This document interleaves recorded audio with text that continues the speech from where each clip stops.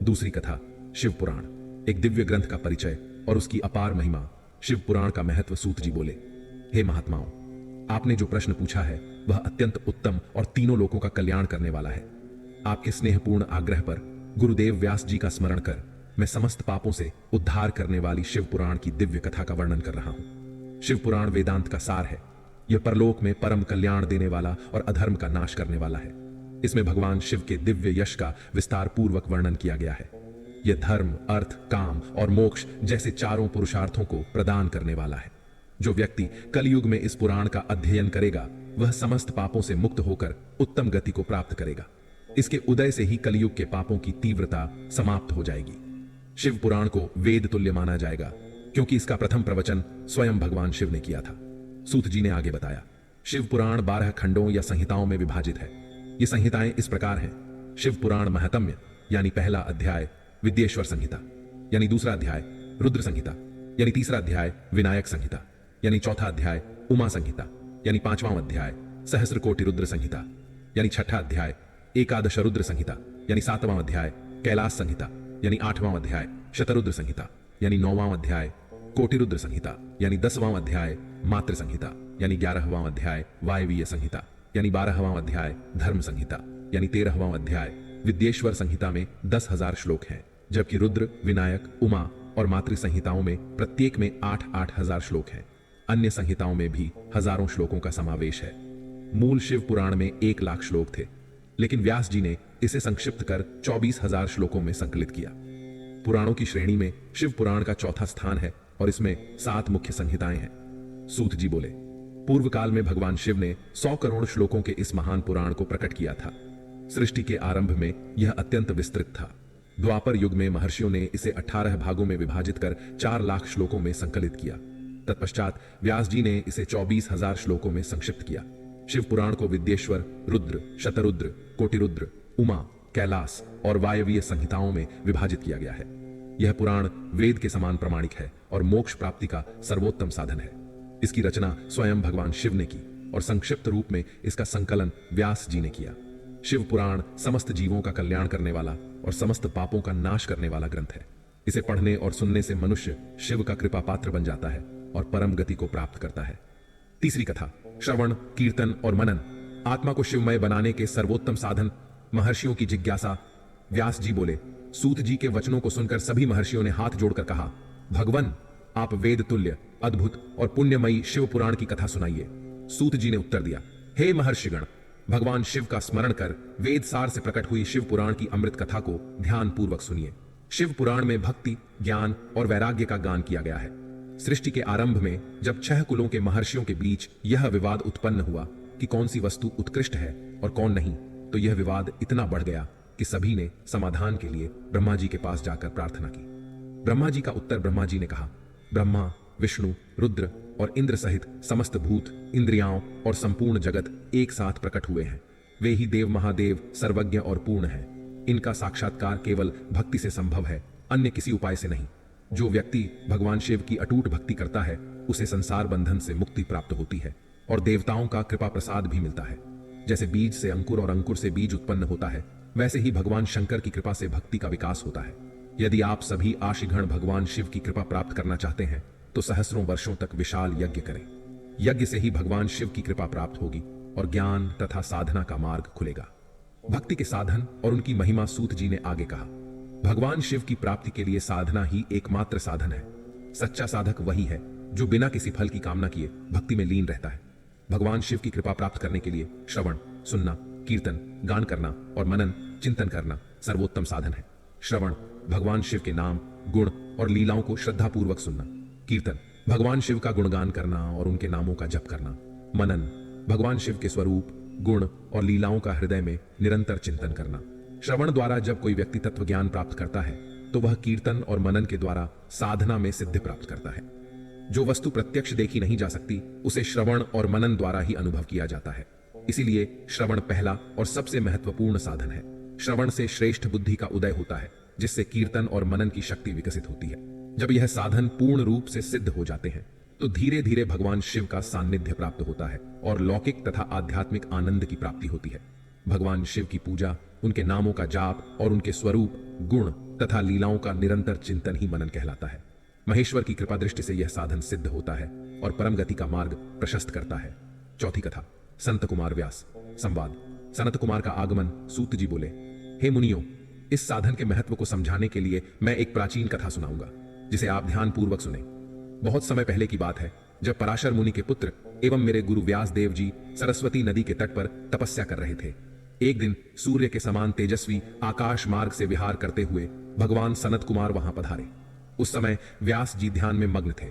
जब वे ध्यान से जागे और सनत कुमार जी को अपने समक्ष पाया तो वे तुरंत उठ खड़े हुए, उनके चरणों का स्पर्श किया और उन्हें आदर पूर्वक उत्तम आसन पर विराजमान किया।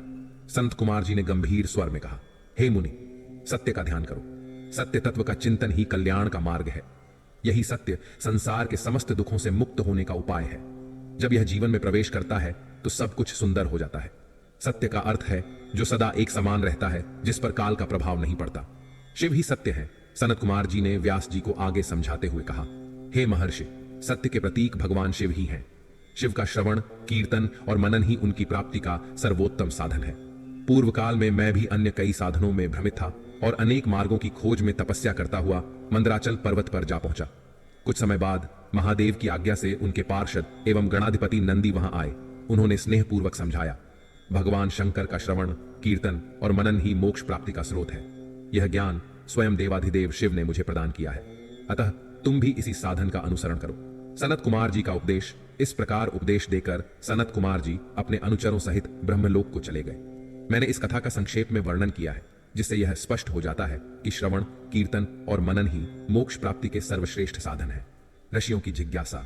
ऋषियों ने पूछा, सूत जी, आपने श्रवण, कीर्तन और मनन को मोक्ष का उपाय बताया है, किंतु जो मनुष्य इन तीनों साधनों में असमर्थ हो वह मुक्ति कैसे प्राप्त कर सकता है? कौन सा ऐसा कार्य है जिससे बिना यज्ञ के ही मोक्ष प्राप्त हो सकता है? पांचवी कथा, शिवलिंग का रहस्य एवं महत्व। शिवलिंग पूजन का महत्व। सूत जी बोले, हे शौनक जी, श्रवण, कीर्तन और मनन जैसे साधनों को अपनाना हर किसी के लिए संभव नहीं होता। इसके लिए योग्य गुरु और आचार्य की आवश्यकता होती है। गुरु के वचनों से ही मन के संशयों का नाश होता है। गुरु के मुख से सुने गए शिव तत्व से भगवान शिव के स्वरूप, गुण और लीला का रसास्वादन होता है। तभी भक्ति कीर्तन के रूप में प्रकट होती है। यदि यह संभव न हो तो मोक्ष के इच्छुक व्यक्ति को भगवान शिव के लिंग या मूर्ति की स्थापना कर उनकी नियमित रूप से पूजा करनी चाहिए। जो व्यक्ति इस साधन को अपनाता है वह इस संसार सागर से पार हो सकता है। शिवलिंग की पूजा संसार से मुक्ति पाने का सबसे सरल मार्ग है। प्रत्येक व्यक्ति को अपनी शक्ति और सामर्थ्य के अनुसार शिवलिंग या शिव मूर्ति की स्थापना करनी चाहिए और भक्ति पूर्वक उसकी पूजा करनी चाहिए। शिवलिंग पूजा के लिए मंदिर, गोपुर, तीर्थ, मठ और क्षेत्र की स्थापना करनी चाहिए तथा उत्सव का आयोजन करना चाहिए। भगवान शिव को फूल, धूप, वस्त्र, गंध, दीप और नैवेद्य अर्पित करना चाहिए। शिव निराकार भी हैं और साकार भी, दोनों ही रूपों की पूजा की जाती है। शिव ही परम तत्व हैं, जिन्हें स्वयं वेदों ने भी पूजा का आदेश दिया है। शिवलिंग और मूर्ति पूजा की उत्पत्ति। प्राचीन काल में लिंग पूजा और मूर्ति पूजा की उत्पत्ति कैसे हुई, कृपया हमें विस्तार से बताइए। नंदीश्वर ने उत्तर दिया, हे मुनिश्रेष्ठ, अति प्राचीन काल में एक बार ब्रह्मा और विष्णु के बीच महान युद्ध हुआ। जब वे दोनों एक दूसरे से विजय प्राप्त करने के लिए संघर्षरत थे, तभी एक दिव्य स्तंभ ज्योतिर्लिंग प्रकट हुआ। यह स्तंभ अत्यंत विशाल और अनंत था। ब्रह्मा और विष्णु ने इसके आदि और अंत को खोजने का प्रयास किया, किंतु वे असफल रहे। तब भगवान शिव स्वयं इस स्तंभ से प्रकट हुए और दोनों को यह समझाया कि वे ही परम तत्व हैं। इस घटना के बाद से भगवान शिव की लिंग और मूर्ति दोनों रूपों में पूजा होने लगी। अन्य देवताओं की मूर्ति पूजा आरंभ हुई, किंतु शिवलिंग पूजा विशेष रूप से श्रेष्ठ मानी गई, क्योंकि यह स्वयं भगवान शिव के अनंत और अखंड स्वरूप का प्रतीक है। छठी कथा, ब्रह्मा और विष्णु का युद्ध। प्राचीन काल की बात है। सृष्टि का संतुलन बनाए रखने वाले भगवान विष्णु माता लक्ष्मी के साथ क्षीर सागर में शेषनाग की शैया पर विश्राम कर रहे थे। चारों ओर गहरी शांति थी। सागर की लहरें मंद गति से हिल रही थीं, मानो स्वयं समय भी थम सा गया हो। इसी बीच ब्रह्मा जी वहां पहुंचे। उनके चेहरे पर आत्मविश्वास की चमक थी। उन्होंने ऊंची आवाज में पुकारा, पुत्र उठो, तुम्हारा ईश्वर तुम्हारे सामने खड़ा है। भगवान विष्णु ने अपनी आंखें खोली। उनकी दृष्टि स्थिर थी, चेहरे पर वही शांत भाव, लेकिन भीतर कुछ असहजता थी। उन्होंने धीमे स्वर में कहा, पुत्र तुम्हारा कल्याण हो, कहो इस समय यहां आने का क्या कारण है? ब्रह्मा जी हल्की मुस्कान के साथ बोले, मैं तुम्हारा रचयिता हूं, समस्त सृष्टि मेरी ही उत्पत्ति है, मैं ही जगत का मूल हूं। भगवान विष्णु कुछ क्षण शांत रहे, फिर गहरी दृष्टि डालते हुए बोले, यदि ऐसा है तो फिर तुम मेरी नाभि के कमल से कैसे उत्पन्न हुए? इतना सुनते ही ब्रह्मा जी का मन विचलित हो गया। अब तर्क वितर्क होने लगे। चर्चा धीरे धीरे अहंकार में बदलने लगी और फिर बात इतनी बढ़ गई कि दोनों स्वयं को सर्वोच्च सिद्ध करने के लिए युद्ध के लिए तैयार हो गए। ब्रह्मा जी अपने हंस पर सवार हुए और भगवान विष्णु गरुड़ पर। दोनों ने अपने दिव्य अस्त्र शस्त्र उठा लिए और क्षण भर में आकाश में भयंकर युद्ध छिड़ गया। भगवान विष्णु ने अपने दिव्य अस्त्रों से ब्रह्मा जी को विचलित कर दिया, लेकिन ब्रह्मा जी भी कहां रुकने वाले थे। उन्होंने भी प्रहार किया और दोनों के तेज आघातों से तीनों लोकों में हलचल मच गई। देवता घबरा गए। वे तुरंत कैलाश पहुंचे और भगवान शिव के सामने सारा वृत्तांत कह सुनाया। भगवान शिव माता पार्वती के साथ अपने सिंहासन पर विराजमान थे। वे सब कुछ देख सुन रहे थे, लेकिन उनके चेहरे पर एक रहस्यमयी मुस्कान थी, मानो वे पहले से ही जानते हों कि आगे क्या होने वाला है। अब क्या होगा? क्या भगवान शिव इस युद्ध को रोकेंगे? कौन सही है, ब्रह्मा या विष्णु? इस रहस्य से पर्दा उठेगा अगली कथा में। 7वीं कथा, शिव का निर्णय। भगवान शिव कैलाश पर अपने गणों के साथ विराजमान थे। तभी घबराए हुए देवता उनके चरणों में आकर गिड़गिड़ाने लगे। प्रभु, ब्रह्मा और विष्णु के बीच भयंकर युद्ध छिड़ गया है। पूरा ब्रह्मांड संकट में है। अगर यह युद्ध नहीं रुका तो सृष्टि का संतुलन बिगड़ जाएगा। महादेव ने शांत स्वर में कहा, पुत्रों, मैं जानता हूं कि तुम इस युद्ध से व्याकुल हो, लेकिन भय मत करो, मैं स्वयं इसे समाप्त करूंगा। इतना कहकर भगवान शिव अपने नंदी पर सवार हुए और समस्त देवताओं के साथ युद्ध भूमि की ओर प्रस्थान कर गए।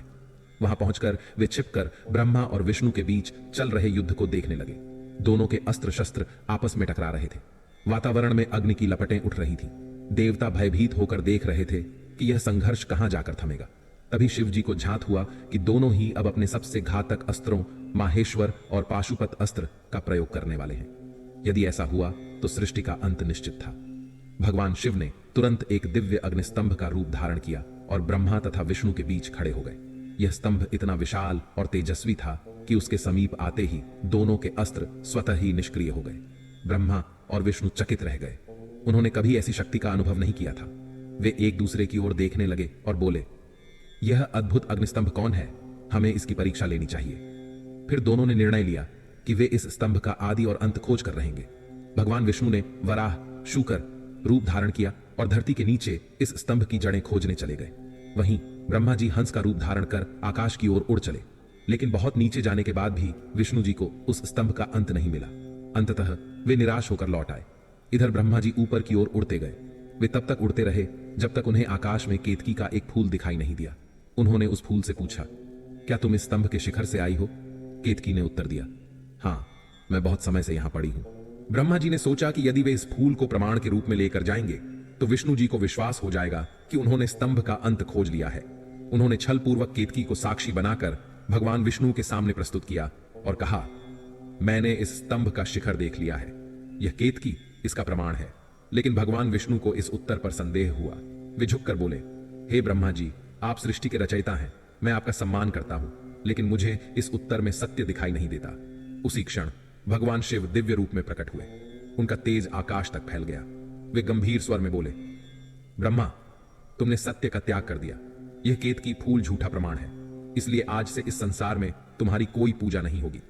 फिर उन्होंने भगवान विष्णु की ओर देखा और बोले, हे विष्णु, तुमने सत्य का साथ दिया और अपनी हार स्वीकार कर ली, इसलिए मैं तुम्हें अपनी समानता का अधिकार देता हूं। इतना कहकर भगवान शिव ने आशीर्वाद दिया और उनका तेज पुनः अग्निस्तंभ में विलीन हो गया। यह घटना हमें सिखाती है कि सत्य की विजय सदा होती है और अहंकार का अंत निश्चित है। 8वीं कथा, ब्रह्मा का अभिमान भंग। कैलाश पर्वत पर नंदीश्वर भगवान शिव की सेवा में उपस्थित थे।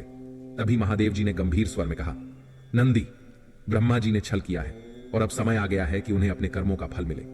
इतना कहते ही भगवान शिव ने अपने त्रिनेत्र को खोला और उसके तेज से भैरव प्रकट हुए।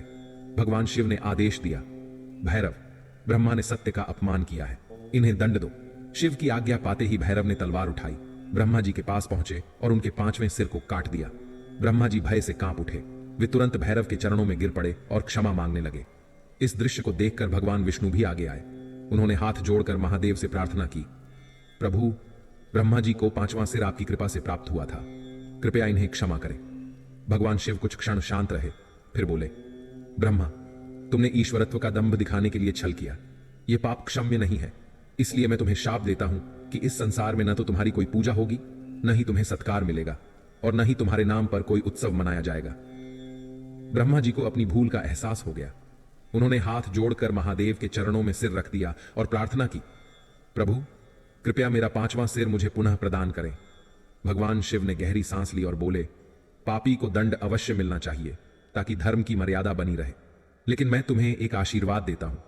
तुम गणों के आचार्य कहलाओगे और बिना तुम्हारी अनुमति के कोई यज्ञ पूर्ण नहीं होगा। इसके बाद महादेव जी ने केतकी पुष्प की ओर देखा और बोले, दुष्ट केतकी, तुमने झूठ का साथ दिया है, इसलिए अब मेरी पूजा में तुम्हें स्थान नहीं मिलेगा। केतकी पुष्प अत्यंत दुखी हुआ। वह भगवान शिव के चरणों में गिर पड़ा और प्रार्थना करने लगा, प्रभु कृपा करें, मैं इस संसार में व्यर्थ हो जाऊंगा। तब महादेव जी बोले, मेरा वचन झूठा नहीं हो सकता, इसलिए मेरी पूजा में तुम्हें स्थान नहीं मिलेगा, लेकिन तुम मेरे भक्तों के लिए पवित्र माने जाओगे और तुम्हारा जन्म सफल होगा। इस प्रकार भगवान शिव ने ब्रह्मा के अभिमान का नाश किया और सत्य की स्थापना की। 9वीं कथा, लिंग पूजन का महत्व। नंदीश्वर बोले, जब भगवान शिव ने ब्रह्मा जी के अभिमान का नाश किया तो ब्रह्मा और विष्णु दोनों ही उनके समक्ष नतमस्तक हो गए। वे बिना कुछ कहे भगवान शिव के दाएं बाएं खड़े हो गए। दोनों ने विनम्रता पूर्वक महादेव को श्रेष्ठ आसन पर बैठाया और शुद्ध मन से पवित्र सामग्रियों से उनका पूजन किया। उन्होंने चंदन, कपूर, पुष्पमालाएं, रेशमी वस्त्र, आभूषण, धूप, दीप, अगरू और विविध भोग अर्पित किए। यह पूजन इतना भव्य था कि इसकी महिमा शब्दों में वर्णन करना असंभव था। इस श्रद्धापूर्ण पूजा से भगवान शिव अत्यंत प्रसन्न हुए। भगवान शिव मंद मंद मुस्कुराए और बोले, पुत्रों, आज तुम्हारे द्वारा किए गए इस पूजन से मैं अति प्रसन्न हूं। यही कारण है कि यह दिन परम पवित्र और शुभ होगा। यह तिथि शिवरात्रि के नाम से प्रसिद्ध होगी और मुझे अत्यंत प्रिय होगी। उन्होंने आगे कहा, इस दिन जो भी व्यक्ति मेरी लिंग रूप में या मूर्ति रूप में भक्ति पूर्वक पूजा करेगा वह मेरा परम प्रिय भक्त होगा। इस दिन निराहार रहकर सच्चे मन से जो मेरी आराधना करेगा उसे पूरे वर्ष की पूजा का फल तुरंत प्राप्त होगा। भगवान शिव ने समझाया, जिस प्रकार पूर्ण चंद्रमा के उदय से समुद्र की लहरें बढ़ जाती हैं, उसी प्रकार शिवरात्रि मेरे धर्म के प्रसार का समय होगा। इस दिन मेरे मंगलमय उत्सव का आयोजन करना चाहिए। फिर उन्होंने अपने प्रकट होने की कथा सुनाई। मैं मार्गशीर्ष मास में आर्द्रा नक्षत्र युक्त पूर्णिमा को ज्योतिर्मय स्तंभ रूप में प्रकट हुआ था। जो व्यक्ति इस दिन माता पार्वती सहित मेरे दर्शन करता है, मेरी मूर्ति या शिवलिंग की झांकी निकालता है, वह मुझे अत्यंत प्रिय होता है। इस शुभ दिन केवल मेरे दर्शन मात्र से भी अपार पुण्य प्राप्त होता है, और यदि दर्शन के साथ मेरी पूजा भी की जाए तो इसका इतना अधिक फल प्राप्त होता है कि उसे शब्दों में वर्णित करना संभव नहीं है। भगवान शिव आगे बोले, मैं पहले एक विशाल ज्योति स्तंभ के रूप में प्रकट हुआ था, इसीलिए इस स्थान को लिंग स्थान कहा जाएगा। किंतु ताकि लोग मेरी आराधना कर सकें, यह अनंत ज्योति स्तंभ अब एक छोटे आकार में प्रकट होगा। यह लिंग भक्तों को भोग और मोक्ष दोनों प्रदान करने वाला होगा। इसके दर्शन, स्पर्श और ध्यान से जन्म मरण के कष्टों से मुक्ति मिलती है।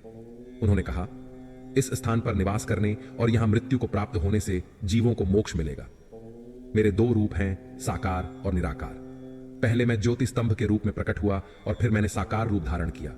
मेरा शिवलिंग मेरा स्वरूप है और यह मेरी उपस्थिति का प्रतीक है। जो भी भक्त सच्चे मन से मेरे शिवलिंग की स्थापना करता है उसे मेरे समानता का अनुभव होता है। वह संसार के बंधनों से मुक्त होकर परम आनंद को प्राप्त करता है और अंत में शिवलोक को प्राप्त करता है। मूर्ति की स्थापना लिंग की स्थापना से गौण है, क्योंकि लिंग मेरी अखंड उपस्थिति का प्रतीक है। इस प्रकार भगवान शिव ने शिवलिंग पूजन के महत्व को प्रतिपादित किया और यह बताया कि शिवरात्रि का व्रत एवं शिवलिंग की पूजा व्यक्ति को मुक्ति प्रदान करने वाला सर्वोच्च साधन है। 10वीं कथा, ओंकार एवं शिव मंत्र का दिव्य रहस्य। जब भगवान शिव ने ब्रह्मा और विष्णु के अभिमान का नाश किया तो दोनों ने हाथ जोड़कर विनम्रता पूर्वक पूछा, प्रभु सृष्टि, पालन और संहार की गूढ़ प्रक्रिया क्या है? कृपया हमें इसका रहस्य समझाइए। भगवान शिव मंद मुस्कान के साथ बोले, यद्यपि मेरे कार्यों का वास्तविक स्वरूप अत्यंत गूढ़ है, फिर भी मैं तुम्हारी जिज्ञासा शांत करने के लिए इसे समझाऊंगा। सृष्टि, पालन, संहार, तिरोभाव, माया का पर्दा डालना और अनुग्रह, मोक्ष प्रदान करना, ये 5 कार्य सदा से मेरे नित्य स्वाभाविक कर्तव्य हैं। उन्होंने आगे कहा, सृष्टि के लिए पृथ्वी, पालन के लिए जल, संहार के लिए अग्नि, तिरोभाव के लिए वायु और अनुग्रह के लिए आकाश स्थित रहता है। इसी कारण सृष्टि में ये 5 तत्व मेरी ऊर्जा से जुड़े हुए हैं। फिर भगवान शिव ने एक गूढ़ रहस्य उजागर किया। हे ब्रह्मा और विष्णु, मैं ही सृष्टि का मूल तत्व हूं। सृष्टि के प्रारंभ में मैंने एक दिव्य ध्वनि का प्रकट किया था, जिसे प्रणव मंत्र अर्थात AUM कहा जाता है। यह मंत्र स्वयं मेरे स्वरूप का प्रतिनिधित्व करता है और समस्त वेदों का मूल है। पंचाक्षर मंत्र की उत्पत्ति भगवान शिव ने आगे बताया। मेरे मुख से सर्वप्रथम AUM प्रणव मंत्र प्रकट हुआ। इस मंत्र में मेरे संपूर्ण स्वरूप का निवास है। इसके 5 अवयवों से नमः शिवाय पंचाक्षर मंत्र प्रकट हुआ, जो कि परम कल्याणकारी है। उन्होंने विस्तार से समझाया। पंचाक्षर मंत्र नमः शिवाय मेरे स्वरूप का साक्षात प्रकट रूप है। यह मंत्र सभी सिद्धियों और मोक्ष का दाता है। इस मंत्र से समस्त वेदों की उत्पत्ति हुई और उनके माध्यम से असंख्य अन्य मंत्रों का विस्तार हुआ। भगवान शिव का दिव्य उपदेश नंदीश्वर बोले। जब भगवान शिव ने यह रहस्य प्रकट किया तो उन्होंने अपने दिव्य स्वरूप से ब्रह्मा और विष्णु के सिर पर हाथ रखा और बड़े प्रेम से उन्हें एयूएम मंत्र का उपदेश दिया। उन्होंने 3 बार इस महामंत्र का उच्चारण किया और दोनों देवताओं को दीक्षा दी। ब्रह्मा और विष्णु दोनों ही अपने गुरु भगवान शिव के चरणों में गिर पड़े। वे श्रद्धा से भर उठे और उन्होंने स्तुति करते हुए कहा, हे प्रभु, आप ही साकार और निराकार दोनों स्वरूपों में विद्यमान हैं। आप ही इस जगत का आधार हैं और आप ही समस्त सृष्टि के स्वामी हैं। हम आपको बारंबार नमन करते हैं। शिवरात्रि पर मंत्र जाप का महत्व भगवान शिव ने कहा, हे ब्रह्मा और विष्णु, यदि कोई भक्त इस प्रणव मंत्र एयूएम का जाप चतुर्दशी तिथि पर करे तो उसे अनंत गुना पुण्य प्राप्त होता है। उन्होंने आगे समझाया, शिवरात्रि की रात यदि कोई मेरी लिंग अथवा मूर्ति का ध्यान करे और पंचाक्षर मंत्र का जप करे तो वह जन्म मरण के बंधनों से मुक्त हो जाता है। शिवलिंग पूजन का सर्वोच्च महत्व भगवान शिव बोले। मेरे पूजन में शिवलिंग और मूर्ति दोनों पूजनीय हैं, लेकिन मूर्ति से अधिक मेरी शिवलिंग की पूजा श्रेष्ठ है। शिवलिंग की पूजा एयूएम मंत्र से और मूर्ति की पूजा नमः शिवाय मंत्र से करनी चाहिए। उन्होंने आगे कहा, जो कोई भक्त शिवलिंग की स्थापना करता है और विधिपूर्वक उसकी पूजा करता है वह अंततः मेरे स्वरूप को प्राप्त करता है। शिव का आशीर्वाद और अंतर्धान भगवान शिव ने यह उपदेश देने के बाद दोनों देवताओं को आशीर्वाद दिया और बोले, अब मैंने तुम्हें सृष्टि का गूढ़ रहस्य और मोक्ष का मार्ग बता दिया है। इस ज्ञान का सदुपयोग करो और इसे अपने भक्तों तक पहुंचाओ। इतना कहकर भगवान शिव अपने दिव्य तेज में विलीन हो गए और अंतर्धान हो गए। इस प्रकार भगवान शिव ने प्रणव, एयूएम और पंचाक्षर मंत्र नमः शिवाय की महिमा का उपदेश दिया और शिवलिंग पूजन की सर्वोच्चता को सिद्ध किया। 11वीं कथा शिवलिंग स्थापना और पूजन विधि का रहस्य ऋषियों ने सूत जी से जिज्ञासा व्यक्त की। सूत जी, कृपया हमें बताइए कि शिवलिंग की स्थापना कैसे करनी चाहिए, उसकी पूजा का शुभ काल और उचित विधि क्या है। सूत जी बोले, हे महर्षियों, मैं इस विषय का विस्तार से वर्णन करूंगा, ध्यान पूर्वक सुनिए। शिवलिंग की स्थापना का नियम शिवलिंग की स्थापना के लिए पवित्र और शांत स्थान का चयन करना चाहिए। यह स्थान तीर्थ क्षेत्र, नदी के तट, पर्वतों की गोद या किसी ऐसे स्थान पर होना चाहिए जहां नित्य पूजा संभव हो। शिवलिंग 3 प्रकार के होते हैं, पार्थिव लिंग मिट्टी से बना, जलमय लिंग जल से निर्मित, तेजस लिंग अग्नि या प्रकाश स्वरूप। इनमें पार्थिव लिंग का पूजन सबसे सरल और प्रभावी माना गया है। यदि किसी विशेष उद्देश्य से शिवलिंग स्थापित किया जा रहा हो तो शिल्प शास्त्र और ज्योतिष के अनुसार शुभ मुहूर्त में स्थापना करना श्रेष्ठ होता है। शिवलिंग का आकार और निर्माण स्थायी प्रतिष्ठा के लिए शिवलिंग बड़ा होना चाहिए, जबकि चल प्रतिष्ठा के लिए छोटा शिवलिंग उत्तम माना गया है। शिवलिंग की पीठ का आकार गोल, चौकोर, त्रिकोण या खाट के पाए के समान होना चाहिए। शिवलिंग और उसकी पीठ एक ही पदार्थ से बनी होनी चाहिए, जिससे इसकी ऊर्जा बनी रहे। यदि कोई व्यक्ति अपने घर में शिवलिंग स्थापित करना चाहता है तो उसे 12 अंगुल लंबाई का बनवाना चाहिए। इससे कम लंबाई वाला शिवलिंग पूजन के लिए कम फलदायी होता है। मंदिर निर्माण और गर्भगृह, यदि कोई व्यक्ति स्थायी शिवलिंग स्थापित करना चाहता है तो पहले उसे शिल्प शास्त्र के अनुसार एक सुंदर देवालय मंदिर का निर्माण करना चाहिए। मंदिर का गर्भगृह स्वच्छ, सुव्यवस्थित और मजबूत होना चाहिए। गर्भगृह में 2 मुख्य द्वार होने चाहिए, एक पूर्व दिशा में और दूसरा पश्चिम दिशा में। जहां शिवलिंग स्थापित किया जाए उस स्थान के गर्त खोद कर बनाए गए स्थान में 9 रत्नों नीलम, वैदूर्य, मूंगा, गोमेद, हीरा, मोती आदि को वेद मंत्रों के साथ स्थापित करना चाहिए। शिवलिंग की स्थापना की विधि वेद मंत्रों के साथ 5 दिशाओं में आहुति देकर अग्नि स्थापना करें। संपूर्ण परिवार के साथ शिव का आह्वान करें और ब्राह्मणों को संतुष्ट करने के लिए वस्त्र, अन्न और दान करें। स्वर्ण, रत्न और 9 प्रकार के धातु एक साथ लेकर गड्ढे में स्थापित करें। ओंकार एयूएम महामंत्र का उच्चारण करते हुए शिवलिंग को विधिपूर्वक प्रतिष्ठित करें। लिंग स्थापना के बाद ध्वजारोहण करें और शिव की पूजा प्रतिदिन करें। शिवलिंग की पूजन विधि। शिवलिंग की पूजा में 16 उपचार किए जाते हैं। आवाहन, आसन, अर्घ्य, पाद्य, पाद्यांग, स्नान, वस्त्र, यज्ञोपवीत, गंध, पुष्प, धूप, दीप, नैवेद्य, तांबूल, समर्पण, नीराजन और विसर्जन। इस विधि से शिवलिंग की पूजा करने से जीव को शिवपद प्राप्त होता है और उसके समस्त पाप नष्ट हो जाते हैं। स्थावर और जंगम लिंग, जो शिवलिंग पर्वत, वृक्ष और लताओं के रूप में होते हैं, उन्हें स्थावर लिंग कहते हैं। जो शिवलिंग भ्रमणशील संतों, सिद्ध महापुरुषों और जीवित शिव भक्तों के रूप में होते हैं, उन्हें जंगम लिंग कहते हैं। स्थावर लिंग की नित्य जल से सिंचाई करनी चाहिए और जंगम लिंग को अन्न और जल अर्पित कर तृप्त करना चाहिए। शिवलिंग के दर्शन और पूजन का महत्व। नित्य शिवलिंग के दर्शन मात्र से ही मनुष्य के समस्त पाप नष्ट हो जाते हैं। जो व्यक्ति शिवलिंग के चारों ओर परिक्रमा करता है और हाथ जोड़कर नमन करता है, वह शिवपद को प्राप्त करता है। यदि कोई व्यक्ति मिट्टी, भस्म, गुड़, घी या अनाज से शिवलिंग बनाकर पूजा करता है, तो वह संपूर्ण सिद्धियों का भागी बनता है। जप और साधना का प्रभाव। प्रतिदिन 10,000 AUM मंत्र का जप करने से मोक्ष प्राप्त होता है। यदि कोई व्यक्ति शिवरात्रि की रात पंचाक्षर मंत्र नमः शिवाय का जप करता है, तो उसे कोटि यज्ञों के समान पुण्य प्राप्त होता है। जो मनुष्य भगवान शिव के लिए मंदिर की सफाई करता है, वहां वृक्षारोपण करता है या शिवलिंग पर जल चढ़ाता है, उसे अंत में शिव स्वयं मोक्ष प्रदान करते हैं। शिवलोक की प्राप्ति का मार्ग। भगवान शिव की आराधना के लिए 4 प्रकार के कर्म आवश्यक हैं। दैनिक पूजा, नित्य शिवलिंग अभिषेक और मंत्र जप, सकाम कर्म, इच्छित फल की प्राप्ति हेतु हवन, व्रत आदि, शांति पाठ, विशेष योग साधना द्वारा शिव की कृपा प्राप्त करना, रात्रिकालीन साधना, मध्य रात्रि में विशेष मंत्रों का जप। इन चारों नियमों का पालन करने से मनुष्य अपने जीवन में सभी कष्टों से मुक्त होकर शिवलोक को प्राप्त करता है।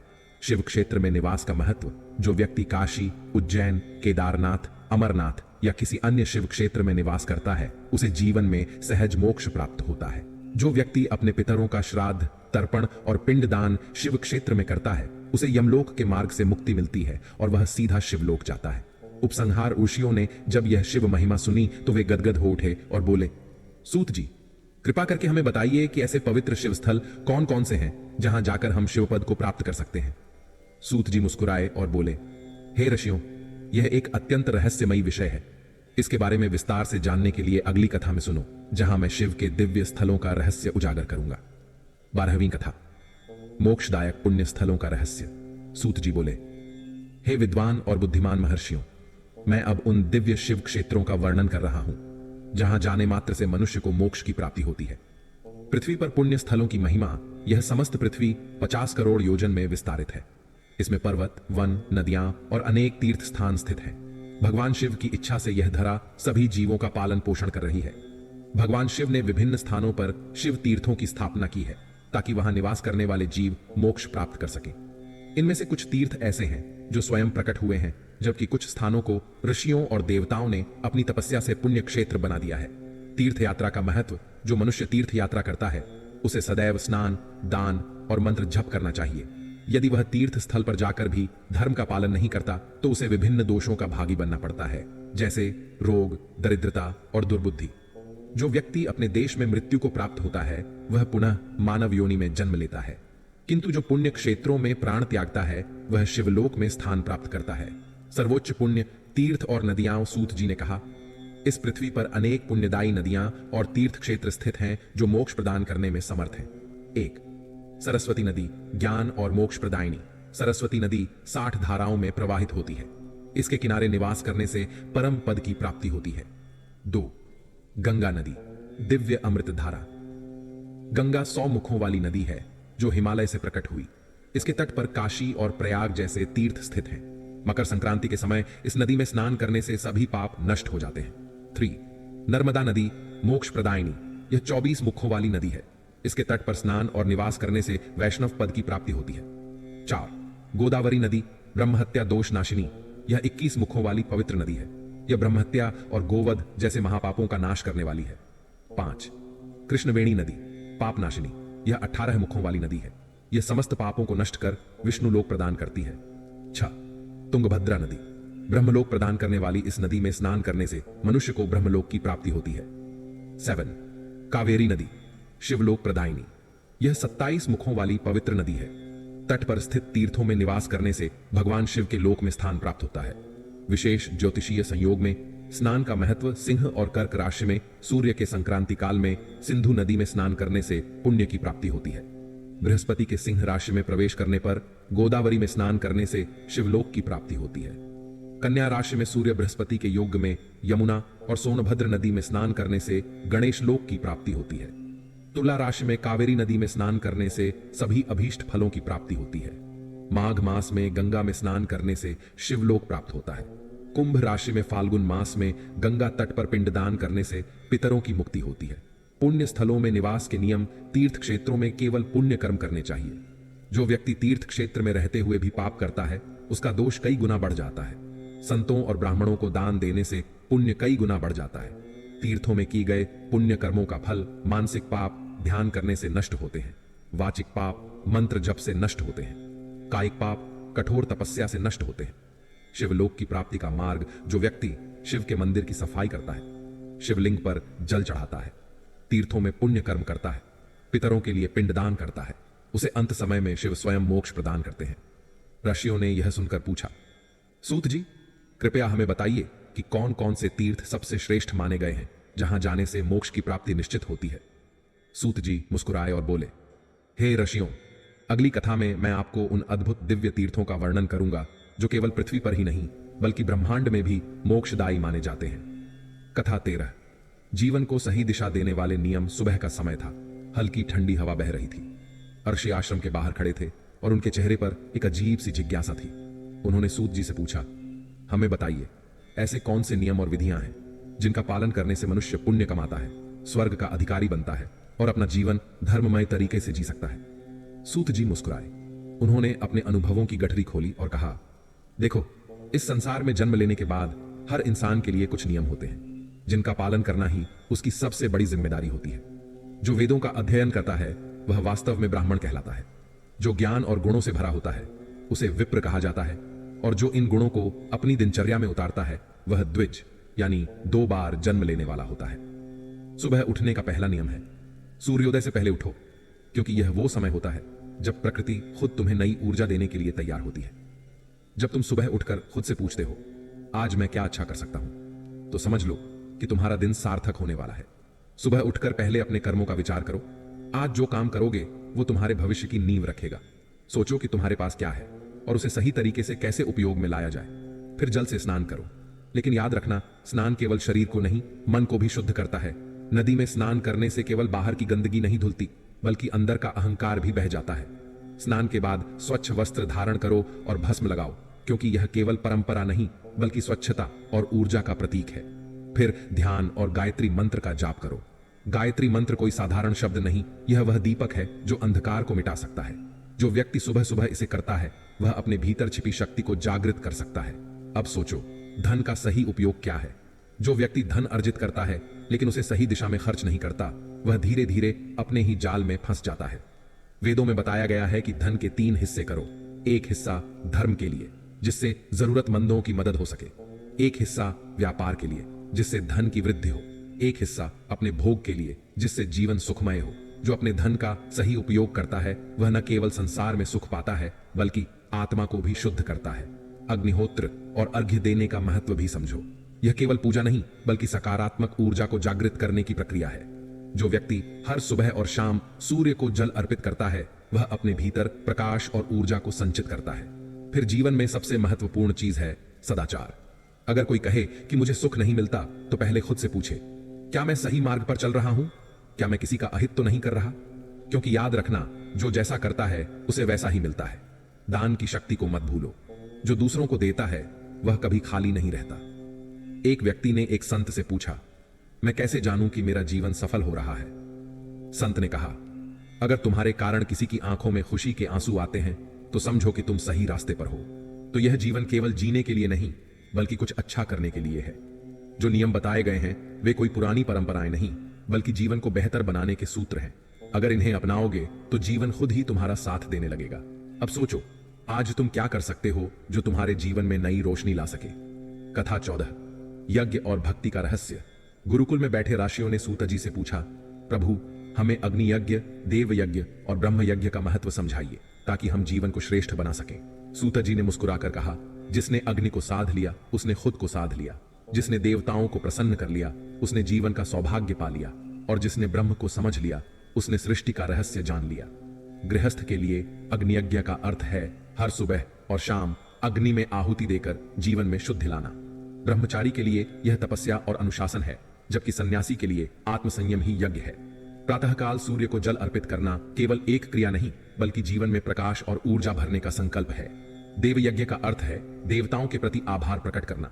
जब हम यज्ञ करते हैं तो वह केवल अग्नि में समिधा डालना नहीं बल्कि अपनी इच्छाओं और अहंकार को समर्पित करना है। और ब्रह्म यज्ञ, यह सबसे गूढ़ यज्ञ है। यह उस ज्ञान की उपासना है जो हमें आत्मा और परमात्मा का भेद समझाता है। ऋषियों ने पूछा, बिना अग्नि के देव यज्ञ कैसे होगा? सूत जी ने उत्तर दिया, श्रद्धा ही अग्नि है, भक्ति ही समिधा है और प्रेम ही आहुति है। जो सच्चे मन से यज्ञ करता है उसके जीवन में स्वयं देवता वास करते हैं। भगवान शिव ने जब सृष्टि का निर्माण किया तो उन्होंने अलग अलग वारों की रचना की। हर वार का स्वामी एक ग्रह बना और हर ग्रह एक विशेष ऊर्जा को नियंत्रित करता है। सूर्य आरोग्य देते हैं, चंद्रमा शांति, मंगल शक्ति, बुद्ध बुद्धि, बृहस्पति ज्ञान, शुक्र भोग और शनि कर्मफल। जो व्यक्ति हर दिन सही कर्म करता है, सच्ची भावना से देवताओं का पूजन करता है और ब्रह्म ज्ञान को आत्मसात करता है, वही जीवन के वास्तविक सुख को प्राप्त करता है। 15वीं कथा, दान की महिमा और समय का रहस्य। एक बार की बात है, राजा हरिदत्त अपने गुरु के पास पहुंचे। चेहरे पर चिंता की लकीरें थीं। बोले, गुरुदेव, मैं खूब दान करता हूं लेकिन मुझे शांति नहीं मिलती। ये बताइए कि असली पुण्य कहां छिपा है? गुरुजी मुस्कुराए, बोले, राजन, दान तो बहुतों ने किया, पर जिसने सही समय, सही स्थान और सही पात्र को पहचाना वही अमर हो गया। कैसे? राजा ने उत्सुकता से पूछा। गुरुजी ने कहना शुरू किया, पहली बात, दान का स्थान यदि कोई अपने घर में देवताओं का पूजन करता है तो यह एक शुभ कार्य है, लेकिन गौशाला में किया गया पूजन 10 गुना अधिक फल देता है। जलाशय के किनारे पूजा करने से गौशाला से 10 गुना अधिक पुण्य मिलता है। और अगर तुलसी, बेल, पीपल जैसे पवित्र वृक्षों के पास पूजा की जाए तो यह जलाशय के किनारे की पूजा से भी 10 गुना ज्यादा फलदायी होती है। राजा ध्यान से सुन रहे थे। गुरुजी आगे बोले, देवालय में किया गया यज्ञ इन सबसे भी श्रेष्ठ होता है और तीर्थ भूमि पर किया गया पूजन देवालय से 10 गुना अधिक फलदायी होता है। लेकिन यदि कोई सप्तगंगा के तट पर स्नान और दान करे, जहां गंगा, गोदावरी, सरस्वती जैसी 7 पवित्र नदियां बहती हैं, तो वहां का पुण्य करोड़ों गुना बढ़ जाता है। राजा विस्मय में पड़ गए। बोले, गुरुदेव, तो क्या इससे भी कोई बड़ा पुण्य स्थान है? गुरुजी बोले, हां राजन, उससे भी श्रेष्ठ स्थान वह है जहां मन को सच्ची शांति मिले, जहां मन और आत्मा परमात्मा में लीन हो जाए। अगर तुम्हारा हृदय निर्मल है तो तुम्हारा हर कार्य तीर्थ है। राजा के मुख पर आश्चर्य और श्रद्धा का भाव था। फिर उन्होंने एक और प्रश्न पूछा, दूसरी बात, समय का महत्व गुरुजी, क्या दान और पूजा का कोई विशेष समय होता है? गुरुजी बोले, बिल्कुल। सतयुग में किया गया यज्ञ संपूर्ण फल देता था। त्रेता में उसका 1/3, द्वापर में आधा और कलयुग में उससे भी कम फल प्राप्त होता है। लेकिन यदि सूर्य संक्रांति, चंद्र ग्रहण या सूर्य ग्रहण के समय कोई पुण्य कर्म किया जाए तो उसका फल लाखों गुना बढ़ जाता है। और यदि किसी महापुरुष के सानिध्य में यज्ञ और दान किया जाए तो यह करोड़ों सूर्य ग्रहणों से भी अधिक फल देता है। राजा की आंखों में अब ज्ञान की ज्योति झलक रही थी। तीसरी बात, पात्र का चुनाव। राजा बोले, गुरुदेव, दान देने के लिए सबसे योग्य पात्र कौन है? गुरुजी बोले, जो तपस्वी है, जो ज्ञानवान है, जो अपने पापों का प्रायश्चित कर चुका है, वही सबसे योग्य पात्र है। और यदि कोई भूखा हो, कोई असहाय हो? राजा ने पूछा। गुरुजी बोले, तो वह भी दान के योग्य है। लेकिन ध्यान रहे, यदि कोई व्यक्ति बिना मांगे ही जरूरतमंद को दान दे तो उसका पुण्य अनगिनत गुना बढ़ जाता है, और यदि याचना के बाद दिया जाए तो केवल आधा फल मिलता है। राजा ने सिर झुका लिया। बोले, गुरुदेव, अब मैं समझ गया कि दान केवल धन का ही नहीं होता, बल्कि समय, स्थान और पात्र का सही चुनाव ही इसे महान बनाता है। अब से मैं केवल देने के लिए नहीं बल्कि सही दान देने के लिए जीऊंगा। गुरुजी मुस्कुराए। यही सच्ची बुद्धिमत्ता है राजन, यही धर्म की सच्ची राह है। राजा ने उसी दिन प्रण लिया कि वे केवल दान के लिए दान नहीं करेंगे, बल्कि सही समय, सही स्थान और सही पात्र का चुनाव करके अपने जीवन को सच्चे पुण्य की ओर ले जाएंगे। 16वीं कथा, शिवलिंग। रहस्य, विज्ञान और आध्यात्म का संगम। गुरु को प्रत्यक्ष देवता कहा गया है, इसलिए उनके लिए जप करना आवश्यक है। शरीर ही स्वर्ग, नरक और मोक्ष का द्वार है। यह पूजा करता भी है और पूजा के योग्य भी होता है। इसी शरीर से श्रेष्ठ कर्म करके मनुष्य ईश्वर का प्रिय बनता है। जो व्यक्ति अपने पितरों के कल्याण के लिए तप और दान करता है वह समस्त पापों से मुक्त हो जाता है। विद्वानों का मत है कि पुत्र को चाहिए कि वह पिता को पुन्नाम नामक नरक से मुक्ति दिलाए, तब पिता प्रेत योनि में नहीं भटकता। गरुड़ जी ने भगवान से पूछा, हे प्रभु, प्रेत योनि कैसे प्राप्त होती है और इनका आहार क्या होता है? भगवान नारायण ने कहा, जो लोग बावड़ियों, कुओं, तालाबों, मंदिरों या धर्मशालाओं को नष्ट कर देते हैं वे प्रेत योनि को प्राप्त होते हैं। जो व्यक्ति जंगलों को काटकर गोचर भूमि का नाश करते हैं वे भी मृत्यु के बाद चांडाल योनि में जाते हैं। जो लोग डाकुओं या चोरों द्वारा मारे जाते हैं वे भी प्रेत योनि में जन्म लेते हैं। संस्कारों के लोप और पिंडदान के अभाव में उनकी आत्मा भूलोक में भटकती है। जो व्यक्ति संस्कारों को त्याग देता है या जिसका पिंडदान नहीं किया जाता वह भूलोक में प्रेत योनि को प्राप्त करता है। पर्वतों, निर्जन स्थानों और जंगलों में ये आत्माएं भटकती रहती हैं। जो लोग मृत्यु के समय अशुभ क्रियाओं से गुजरते हैं वे भी प्रेत योनि में जाते हैं। सूतक के दौरान किए गए अपवित्र कार्य और शल्य क्रिया के समय हुई मृत्यु भी इस योनि का कारण बनती है। धर्मराज युधिष्ठिर ने महाराज भीष्म से पूछा, हे पितामह, कौन से कर्मों के कारण प्रेत योनि प्राप्त होती है और इससे मुक्ति कैसे मिलती है? भीष्म ने उत्तर दिया, मनुष्य पापों के कारण प्रेत योनि में जाता है, किंतु यदि सत्कर्म किए जाएं तो इससे मुक्त भी हो सकता है। प्राचीन समय में संतप्त नामक एक ब्राह्मण था। वह वन में तपस्या करता, हवन करता और ब्रह्मचर्य का पालन करता था। परलोक के भय से वह सदैव सत्कर्मों में लगा रहता था। उसने अपने जीवन में कभी किसी को कष्ट नहीं दिया था। एक दिन उसने सोचा, अब मुझे तीर्थ यात्रा करनी चाहिए और पुण्य अर्जित करना चाहिए। सूर्य उदय के समय जब उसने स्नान किया तो अचानक 5 भयंकर प्रेत दिखाई दिए। ब्राह्मण ने जब उन 5 प्रेतों को देखा तो वे अत्यंत विकृत और भयावह दिखाई दे रहे थे। उसने साहस जुटाया और पूछा, आपका यह रूप कैसे बना? आपने कौन सा ऐसा पाप किया जिससे यह दुर्गति हुई? प्रेतों ने उत्तर दिया, हम अपने ही कर्मों के कारण इस योनि में आए हैं। हमने द्वेष किया, छल किया और इसलिए हमें भूख प्यास का असहनीय कष्ट भोगना पड़ रहा है। हमारा कोई सहारा नहीं, कोई माता पिता नहीं, दिशाओं का भी ज्ञान नहीं, बस भटकते रहते हैं। फिर एक प्रेत बोला, हम 5 अलग अलग कारणों से इस दशा में आए हैं। मैं ब्राह्मणों को बासी भोजन खिलाता था और स्वयं स्वादिष्ट भोजन करता था, इसलिए मेरा नाम पारुष पड़ा। दूसरा, जो अन्न के लिए लोगों को धोखा देता था उसे सूची मुख कहा जाता है। तीसरा प्रेत, जो याचकों को देखते ही भाग जाता था, शीघ्र नाम से जाना जाता है। चौथा, जो अपने ही संबंधियों के हिस्से का अन्न हड़प लेता था, वह रोह नामक प्रेत बना। और 5वां, जो मांगने वालों को टालने के लिए धरती पर कुछ लिखने लगता था, उसे लेखक नाम दिया गया। लेखक नामक प्रेत बोला, जब कोई मुझसे कुछ मांगता था तो मैं बहाने बनाकर जमीन पर कुछ लिखने लगता था। यही मेरे पाप का कारण बना, इसीलिए हम सभी को ये विकृत रूप मिले हैं। पर हे ब्राह्मण, आपके दर्शन से अब हमारी चेतना लौट आई है। आप जो भी जानना चाहें हम बताने के लिए तैयार हैं। ब्राह्मण ने पूछा, तुम्हारा आहार क्या है? क्योंकि बिना आहार के कोई जीवित नहीं रह सकता। प्रेतों ने उत्तर दिया, हमारा भोजन अपवित्र होता है। मल, कफ और यज्ञ में छोड़ा गया अन्न ही हमारा आहार है। जो घर गंदे होते हैं, जहां न हवन होता है न सत्य और संयम होता है, वहां हमें भोजन मिलता है। जिस घर में लोभ, क्रोध, भय और मोह अधिक होता है, वहां भी हमारी तृप्ति होती है। एक अन्य प्रेत बोला, सबसे नीच वस्तुएं ही हमारा भोजन है, किंतु अब हम इस योनि से छुटकारा चाहते हैं। हे ब्राह्मण, कृपा कर हमें इस दुर्गति से मुक्त करिए। ब्राह्मण ने कहा, जो व्यक्ति नित्य उपवास करता है, संयम रखता है और जीवन में यज्ञ, सेवा तथा धर्म का पालन करता है, वह कभी प्रेत योनि को प्राप्त नहीं करता। जो राजा धर्म के लिए विश्राम गृह और प्याऊ बनवाता है, वह अपने पितरों का उद्धार कर देता है। जो व्यक्ति ब्राह्मणों और कुमारी कन्याओं का विवाह करवाता है या विद्या का दान करता है, उसे प्रेत योनि में नहीं जाना पड़ता। लेकिन जो पराया अन्न खाता है, यज्ञ नहीं करता या गुरु, ब्राह्मण और देवताओं की संपत्ति का हरण करता है, वह प्रेत बनता है। इसी तरह जो मित्रों से छल करता है, भाई से द्रोह करता है, धरोहर में विश्वासघात करता है, गौ हत्या करता है या गुरु की शैया पर कुदृष्टि डालता है, उसे प्रेत योनि में जाना ही पड़ता है।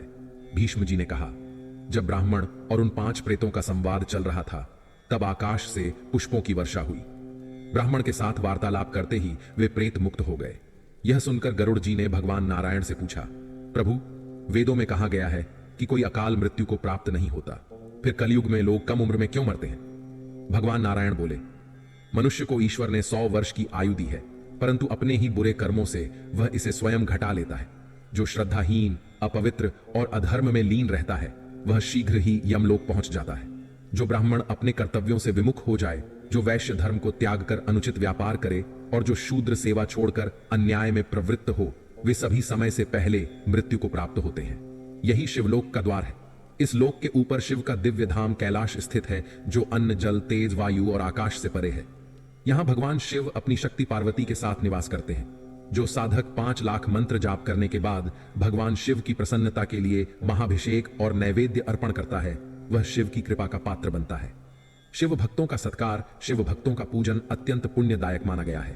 यदि कोई व्यक्ति संकल्प पूर्वक शिव भक्तों को आमंत्रित कर 16 उपचारों से उनकी सेवा करता है, तो उसे संपूर्ण सांसारिक और पारलौकिक सुखों की प्राप्ति होती है। शिव की भक्ति और शिव भक्तों की सेवा करने वाला मनुष्य इस पृथ्वी पर पुनः जन्म नहीं लेता और मृत्यु के बाद सीधे शिवलोक में स्थान प्राप्त करता है। 18वीं कथा, बंधन और मोक्ष का रहस्य।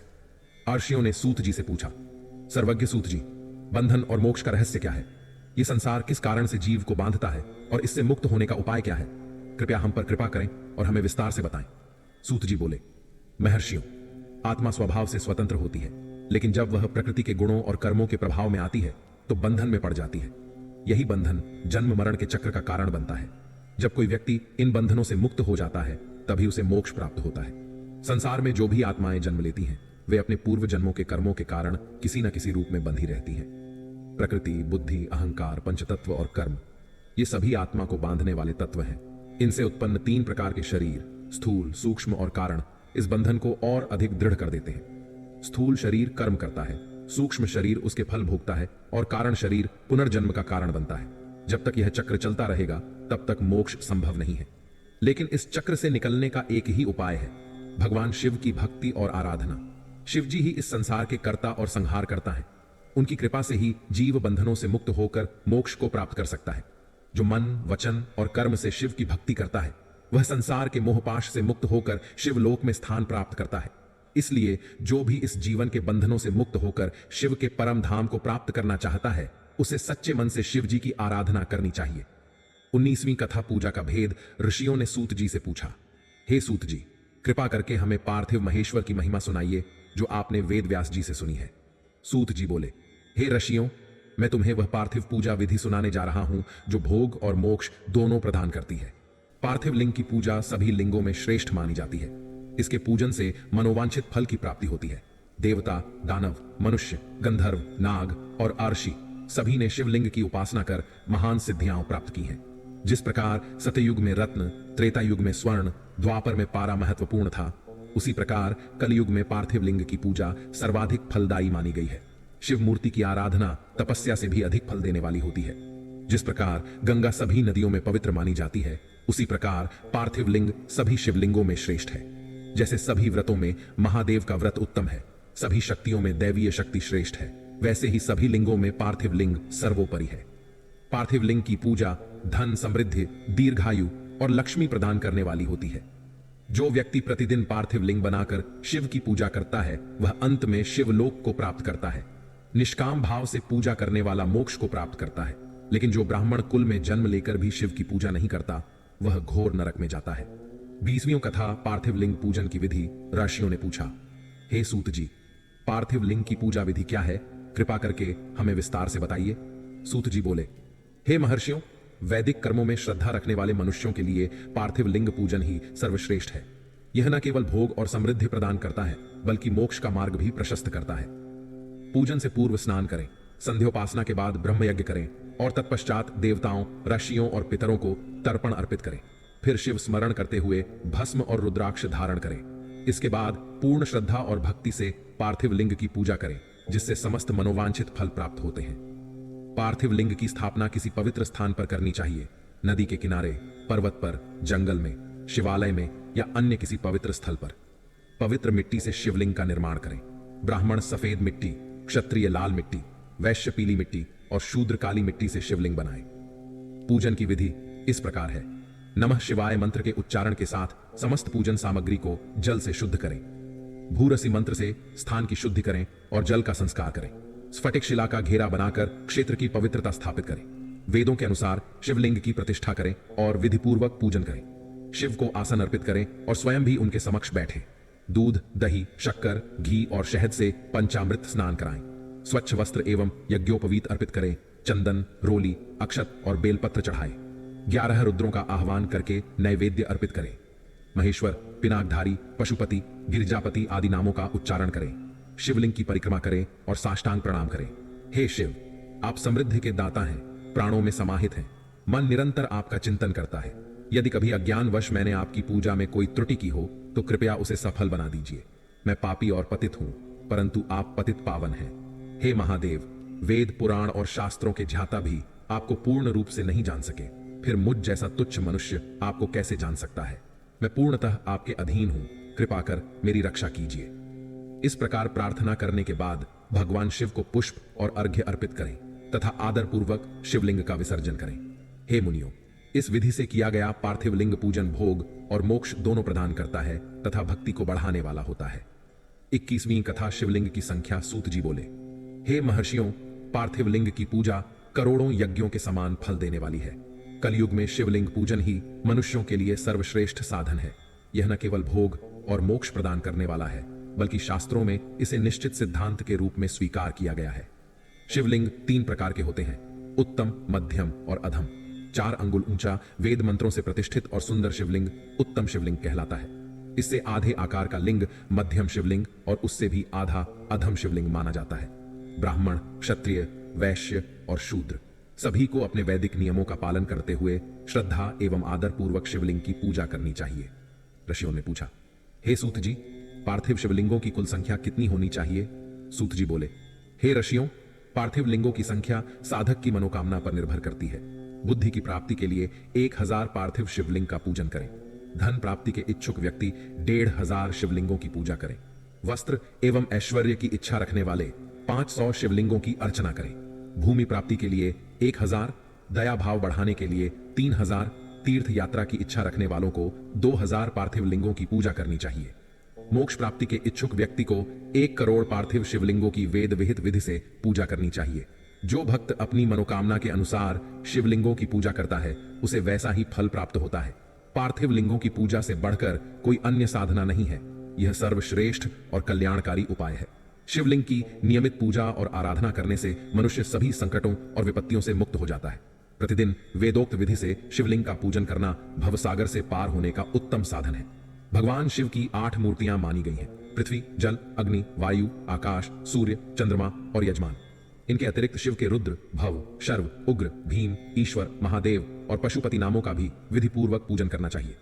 पूजन विधि इस प्रकार है, शिवलिंग पर चंदन, अक्षत और बेलपत्र चढ़ाए। नंदी, चंड, भृंगी, स्कंद, कपर्दीश्वर और शुक्र, इन सभी गणों की 10 दिशाओं में पूजा करें। शिव के वीर, भद्र और कीर्तिमुख के पूजन के बाद 11 रुद्रों का पूजन करें। पंचाक्षर मंत्र AUM नमः शिवाय का जाप करें। शत्रुद्रिय और शिव पंचांग का पाठ करें। शिवलिंग की परिक्रमा करें और पूजन के उपरांत विधि पूर्वक विसर्जन करें। रात्रि के समय सभी देव कार्य उत्तर दिशा की ओर मुख करके करने चाहिए। पूजन के दौरान भगवान शिव का स्मरण मन में बनाए रखना चाहिए। जिस स्थान पर शिवलिंग स्थापित हो वहां पूर्व, पश्चिम या उत्तर दिशा में बैठने से बचना चाहिए, क्योंकि पूर्व दिशा शिव जी का मुख मानी गई है और इष्ट देव का सामना रोकना अनुचित होता है। उत्तर दिशा में देवी उमा का निवास माना गया है। पश्चिम दिशा में शिव जी का पृष्ठभाग होता है, इसलिए पूजा पश्चिम से नहीं की जा सकती।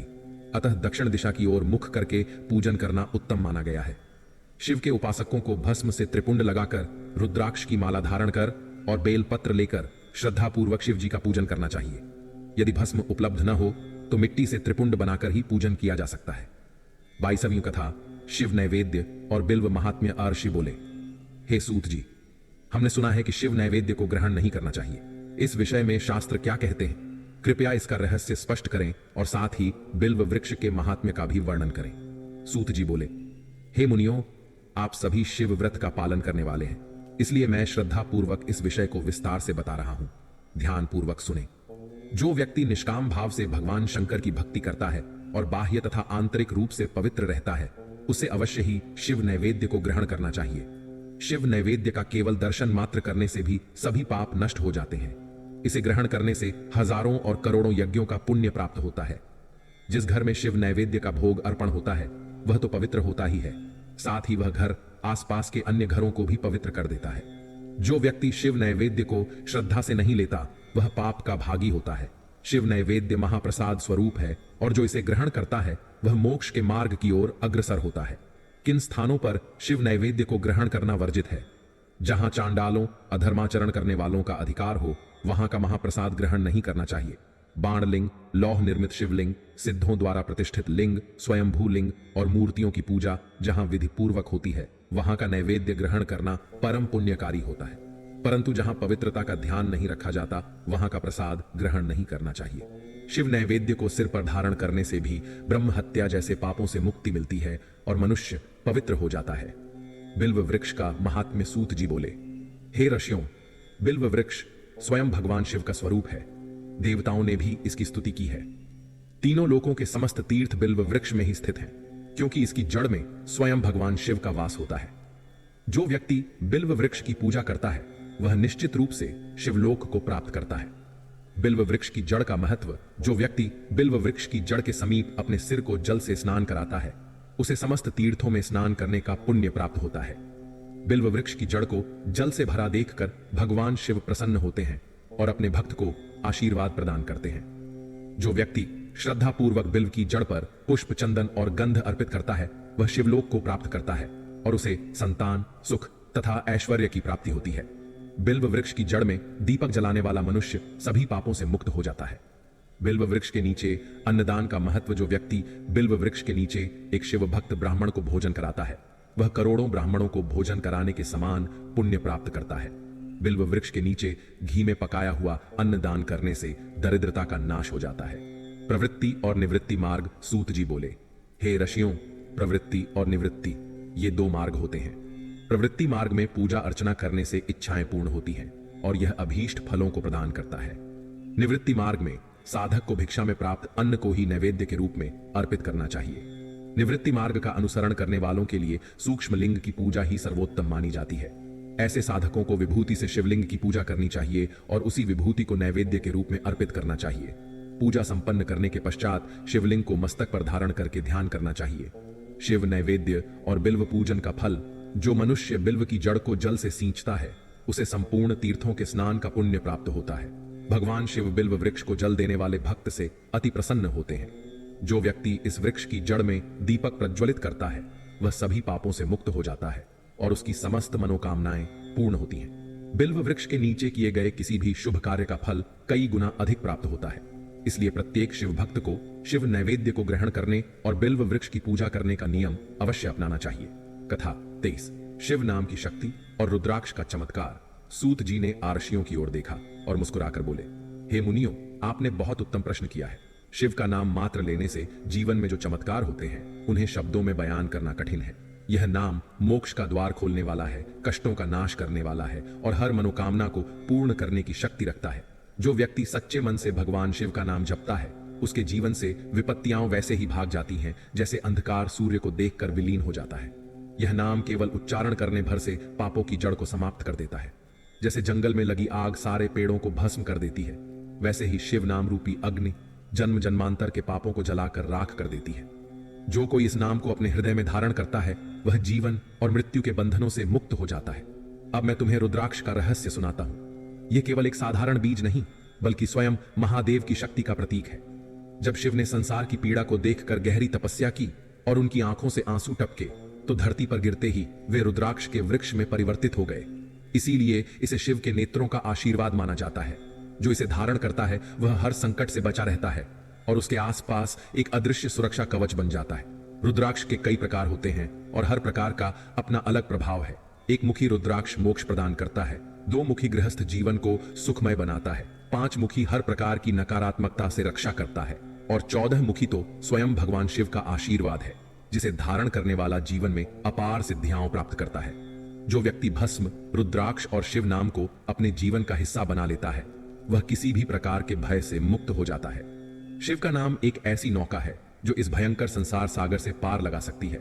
इसे जिसने भी अपनाया उसने मुक्ति को पा लिया। इसलिए हे मुनियों, जो इस नाम का जाप करता है और विधिपूर्वक रुद्राक्ष धारण करता है वह न केवल इस जन्म में सुखी होता है बल्कि उसके लिए शिवलोक के द्वार भी खुल जाते हैं। शिव का स्मरण, उनके नाम का जप और रुद्राक्ष की महिमा तीनों मिलकर जीवन को धन्य बना देते हैं। जो कोई इनकी महत्ता को समझता है वह इस भवसागर से पार होकर सीधे महादेव की शरण में चला जाता है। कथा 24 भस्म धारण की महिमा। सूत जी ने आर्षियों की ओर देखा और गंभीर स्वर में बोले, हे मुनियों, भस्म केवल राख नहीं, यह स्वयं महादेव की शक्ति का प्रतीक है। इसका धारण करना मात्र शरीर पर लेप लगाना नहीं बल्कि आत्मा को शुद्ध करने की एक दिव्य प्रक्रिया है। भस्म 2 प्रकार की होती है। एक वह जो विशेष वैदिक अनुष्ठानों द्वारा प्राप्त होती है जिसे महाभस्म कहते हैं, और दूसरी सामान्य अग्नि से उत्पन्न स्वल्प भस्म जिसका उपयोग सभी कर सकते हैं। लेकिन जो भस्म विशेष विधियों से सिद्ध होती है वह त्रिपुंड के रूप में धारण करने पर मनुष्य को मोक्ष के मार्ग पर ले जाती है। भगवान शिव ने स्वयं इस भस्म को अपने शरीर पर धारण किया और इसी से यह साधकों के लिए पवित्र मानी गई। त्रिपुंड लगाना केवल धार्मिक आस्था का प्रतीक नहीं बल्कि आध्यात्मिक ऊर्जा का स्रोत है। यह माथे पर 3 पंक्तियों में लगाया जाता है और इसके प्रत्येक रेखा में 9 देवताओं का वास माना गया है। पहली रेखा में पृथ्वी, धर्म, ऋग्वेद, क्रिया शक्ति और महादेव निवास करते हैं। दूसरी में यजुर्वेद, इच्छा शक्ति और महेश्वर का स्थान है। तीसरी रेखा में ज्ञान शक्ति और स्वयं शिव प्रतिष्ठित है। जो व्यक्ति प्रतिदिन स्नान के बाद श्रद्धा और भक्ति से भस्म धारण करता है वह न केवल अपने पापों से मुक्त होता है बल्कि जीवन और मृत्यु के चक्र से भी ऊपर उठ जाता है। यह केवल साधारण पदार्थ नहीं, बल्कि आत्मशुद्धि का सबसे उत्तम साधन है। शरीर के 32 स्थानों पर भस्म लगाने से व्यक्ति पर हर प्रकार की नकारात्मक शक्तियों का प्रभाव समाप्त हो जाता है। यह भस्म केवल बाहरी शुद्धता के लिए नहीं, बल्कि आंतरिक ऊर्जा को जागृत करने का साधन है। जो इसे अपने मस्तक, हृदय, नाभि, कंधों और अन्य पवित्र स्थानों पर धारण करता है, वह भगवान शिव की कृपा प्राप्त करता है। इसके बिना कोई भी अनुष्ठान पूर्ण नहीं होता, और बिना इसके धारण किए यदि कोई भगवान शिव की आराधना करता है तो वह अधूरा माना जाता है। इसलिए हे मुनियों, भस्म केवल राख नहीं, बल्कि शिव का आशीर्वाद है। यह आत्मा को निर्मल करने का दिव्य माध्यम है। जो इसे श्रद्धा पूर्वक धारण करता है, वह समस्त दुखों और पापों से मुक्त होकर भगवान शंकर की शरण में पहुंच जाता है। मैं तुम्हें रुद्राक्ष की अद्भुत महिमा सुनाने जा रहा हूं। यह केवल एक माला या आभूषण नहीं, बल्कि स्वयं भगवान शिव की कृपा का प्रतीक है।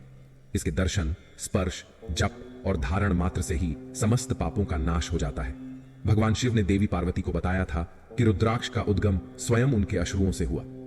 एक बार हजारों वर्षों की घोर तपस्या के पश्चात जब उन्होंने अपनी नेत्रों को खोला, तब उनके नेत्रों से जल की धारा प्रवाहित हुई। यही जल बिंदु जब पृथ्वी पर गिरे तो वहां रुद्राक्ष के वृक्ष उत्पन्न हो गए। इसीलिए इसे महादेव का दिव्य आशीर्वाद माना जाता है। रुद्राक्ष के विभिन्न प्रकार और उनके प्रभाव भी अलग अलग होते हैं। ब्राह्मण, क्षत्रिय, वैश्य और शूद्र सभी को अपनी जाति के अनुसार इसे धारण करना चाहिए। जितना छोटा और सुगठित रुद्राक्ष होगा, उतना ही अधिक शुभ फल प्रदान करेगा। एक उत्तम रुद्राक्ष चिकना, गोल और मजबूत होता है, किंतु कीड़ों द्वारा नष्ट, टूटे फूटे या विकृत रुद्राक्ष धारण नहीं करना चाहिए। मुखों के अनुसार रुद्राक्ष का प्रभाव 3 मुखी रुद्राक्ष पवित्रता का प्रतीक है और इसे धारण करने से जीवन की बाधाएं दूर होती हैं। 4 मुखी रुद्राक्ष वेदों का स्वरूप माना जाता है और इसे धारण करने से ज्ञान की प्राप्ति होती है। 5 मुखी रुद्राक्ष पंच तत्वों का प्रतिनिधित्व करता है और मोक्ष प्रदान करने वाला है।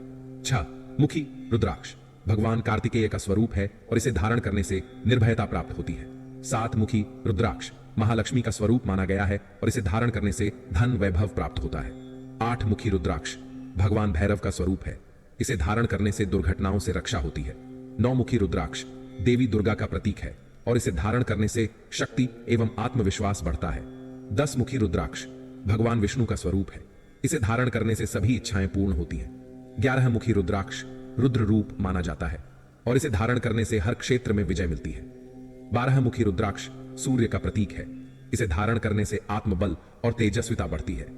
13 मुखी रुद्राक्ष विश्वदेव का स्वरूप है और इसे धारण करने से सौभाग्य की वृद्धि होती है। 14 मुखी रुद्राक्ष स्वयं महादेव का स्वरूप माना जाता है, इसे धारण करने से सभी पापों का नाश होता है और मोक्ष प्राप्त होता है। रुद्राक्ष धारण का महत्व। जो व्यक्ति श्रद्धा और विधिपूर्वक रुद्राक्ष धारण करता है, उसे यमलोक की यातनाएं नहीं सहनी पड़ती। इसे धारण करने वाले व्यक्ति के पास प्रेत, पिशाच और नकारात्मक शक्तियां नहीं भटकती। स्वयं भगवान शिव, विष्णु, लक्ष्मी, गणेश, सूर्य और अन्य देवी देवता भी उसे आशीर्वाद देते हैं। इसलिए हे मुनियों, रुद्राक्ष केवल एक बीज नहीं, बल्कि शिव का वरदान है। जो भी इसे श्रद्धा और नियम पूर्वक धारण करता है, वह इस संसार के बंधनों से मुक्त होकर भगवान शिव के धाम को प्राप्त करता है। इस तरह से विद्येश्वर संहिता यानी दूसरा अध्याय पूर्ण होता है। तीसरा अध्याय, पहली कथा, महादेव की अनंत महिमा। कई युगों से ऋषि मुनियों को यह जिज्ञासा थी कि सृष्टि के प्रारंभ में क्या था, कौन है जो सबका आधार है, जो सृजन करता है, फिर उसे संवारता और अंत में विलीन कर देता है। सभी महान ऋषि एकत्रित हुए और उन्होंने सूत जी से आग्रह किया, हे महाज्ञानी, कृपा करके हमें बताइए कि भगवान शिव की वास्तविक महिमा क्या है। जब सृष्टि का आरंभ नहीं हुआ था, तब शिव कहां थे? जब यह संसार निर्मित हुआ, तब उनकी क्या भूमिका रही? और जब सृष्टि का अंत होगा, तब वे क्या करेंगे? सूत जी मुस्कुराए, उन्होंने गहरी सांस ली और बोले, हे ऋषियों, आप सबका यह प्रश्न वास्तव में गूढ़ है, परंतु जो भी शिव की कथा को सच्चे हृदय से सुनता है, उसका कल्याण निश्चित है। भगवान शिव न आदि हैं न अंत। वे सृष्टि के निर्माण से पहले भी थे, सृष्टि में भी हैं, और जब यह सब विलीन हो जाएगा, तब भी केवल वही शेष रहेंगे। सृष्टि से पहले कौन था? जब कुछ भी नहीं था, न आकाश, न जल, न पृथ्वी, न अग्नि, तब केवल एक महाशक्ति थी जो स्वयं में स्थित थी। उसी महाशक्ति से सृजन, पालन और संहार की लीलाएं उत्पन्न हुई। यह महाशक्ति कोई और नहीं, स्वयं भगवान शिव थे। जिस तरह एक चुंबक के चारों ओर लोहे के कण स्वतः चिपक जाते हैं, वैसे ही यह समस्त ब्रह्मांड भगवान शिव के चारों ओर घूमता है। शिव त्रिगुणों से परे आर्षियों ने फिर पूछा, हे सूत जी, हम सुनते आए हैं कि शिव जी से ही ब्रह्मा, विष्णु और महेश की उत्पत्ति हुई। कृपया इस रहस्य को स्पष्ट करें। सूत जी ने उत्तर दिया, हे मुनियों, यह सत्य है कि सृजन, पालन और संहार की शक्तियां एक ही स्रोत से उत्पन्न हुई हैं। ब्रह्मा सृजन करते हैं, विष्णु पालन करते हैं और संहार की लीला महादेव स्वयं करते हैं। परंतु यह समझने योग्य बात है कि तीनों ही शक्तियां भगवान शिव के ही अंग हैं। शिव स्वयं में सत्व, रज और तम तीनों गुणों से परे हैं। वे शुद्ध चेतना है जिनसे यह समस्त सृष्टि प्रवाहित होती है। भगवान शिव की असीम कृपा। आर्षियों ने पुनः पूछा, हे सूत जी, भगवान शिव को प्रसन्न करने का सरल उपाय क्या है? वे अपने भक्तों को कौन कौन से वरदान देते हैं? सूत जी बोले, हे ऋषियों, भगवान शिव दयालु हैं। वे अपने भक्तों को कष्ट में नहीं देख सकते। कोई भी साधारण व्यक्ति, चाहे वह कितना भी पापी क्यों ना हो, यदि एक बार सच्चे हृदय से उनका स्मरण कर ले तो वे उसका उद्धार कर देते हैं। जो भी शिव के नाम का जाप करता है वह न केवल इस संसार के सुखों को प्राप्त करता है बल्कि मोक्ष का अधिकारी भी बनता है। उनकी महिमा अनंत है, उनके चरित्र असीम है। नारद ने भी पूछा था यही प्रश्न। हे मुनियों, जिस प्रकार आप सब यह जिज्ञासा कर रहे हैं, ठीक इसी प्रकार एक बार देवर्षि नारद ने अपने पिता ब्रह्मा जी से यही प्रश्न किया था। तब ब्रह्मा जी ने बड़े प्रेम से भगवान शिव की कथा सुनाई थी। वही कथा मैं आज आपको सुना रहा हूं। सूत जी ने कथा प्रारंभ की और बोले, इस कथा को सुनना, सुनाना और इसका स्मरण करना ही मोक्ष का द्वार खोलता है। जो भी श्रद्धा से शिव महिमा को सुनता है वह जीवन के समस्त कष्टों से मुक्त होकर परम आनंद को प्राप्त करता है। इस प्रकार अर्षियों और सूत जी के बीच भगवान शिव की अद्भुत महिमा की कथा आरंभ हुई। दूसरी कथा, जब नारद में जागा अभिमान, तब शिव ने दिया दिव्य संदेश। एक बार देवर्षि नारद कठिन तपस्या में लीन थे। वे हिमालय की ऊंचाई पर एकांत में बैठे अपनी साधना कर रहे थे। उनकी तपस्या इतनी गहन थी कि इंद्र को भय सताने लगा। यदि नारद मुनि अपने तप के बल पर कोई वरदान प्राप्त कर लें तो कहीं वे मेरा स्वर्ग ही न छीन लें। इंद्र के मन में चिंता थी, क्योंकि अतीत में कई तपस्वियों ने घोर तपस्या करके देवताओं का सिंहासन डगमगाया था। इस भय से घबराकर इंद्र ने अपनी सारी शक्तियों को एकत्र किया और तपस्या भंग करने के लिए कामदेव, वसंत और अप्सराओं को भेजा। कामदेव की हार कामदेव और उनकी सेना ने अपने सभी मोहक अस्त्रों का प्रयोग किया। वसंत ने अपनी सुगंध फैलाई, अप्सराओं ने नृत्य किया, मधुर संगीत की स्वर लहरियां गूंजने लगीं। परंतु नारद मुनि की साधना अडिग रही।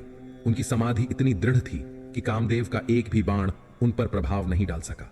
हारकर कामदेव शिव जी के पास गए और प्रार्थना करने लगे, हे महादेव, मेरी शक्ति आपके भक्त पर बेअसर हो गई। ऐसा पहले कभी नहीं हुआ। नारद मुनि ने मेरी शक्ति को भी हरा दिया है।